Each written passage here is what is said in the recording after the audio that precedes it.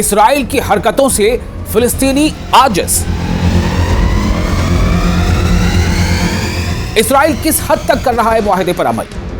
Israel के तर्ज अमल पर क्या है जामिन मुल्कों का रद्द अमल, यानी जो गारंटर कंट्रीज हैं जिन्होंने उस मुआहदे पर एज ए गारंटर साइन किया, दस्तखत किया, उनका रद्द अमल क्या है? आपको पूरी कहानी बताते हैं। दरअसल काबिज इसराइल यानी ऑक्युपायर इसराइल जो है, जो धीरे धीरे पीछे हट तो रहा है, लेकिन उसका जो रद्द अमल है वो कई सवाल खड़े कर रहा है। काबिज इसराइल का गजा के लिए इमदाद में कटौती, जी हां, गजा के लिए जो इमदाद होनी थी उसमें कटौती करना, उसमें कमी कर देना, जो तय पाया गया तो उसमें कटौती, जंगबंदी की शराइत पर अमल दरामद से फरार। ये कई ऐसी बातें हैं जो अब इस अमन मुआहदे में और साफ तौर से और खास तौर से इसराइल के रद्द अमल पर सवाल खड़े कर रहा है। जैसा इसराइल की तरफ से माजी में भी यानी पहले भी ऐसा होता रहा है। काबिज इस्राएली फौज गजा की पट्टी में जंगबंदी मुआहदे की शराइत पर अमल दरामद से दानिस्ता तौर पर यानी जानबूझकर गुरेज कर रही है।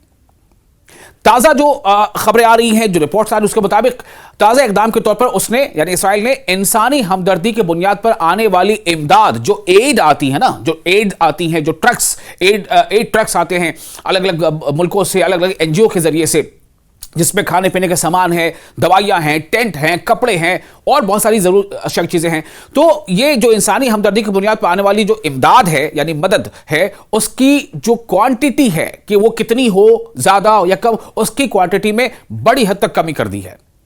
कि ये कम से कम जो है वो गजा के लोगों तक पहुंचे। और साथ ही साथ जो गजा के लोग जिन्हें शहीद मानते हैं, जिन्होंने अपने इस जद्दोजहद में जिन्होंने अपने को खोया, उन जो जिन्हें वो शहीद मानते हैं, उन शहीदों की मैयतों की वापसी के तयशुदा उसूलों पर भी अमल नहीं किया है।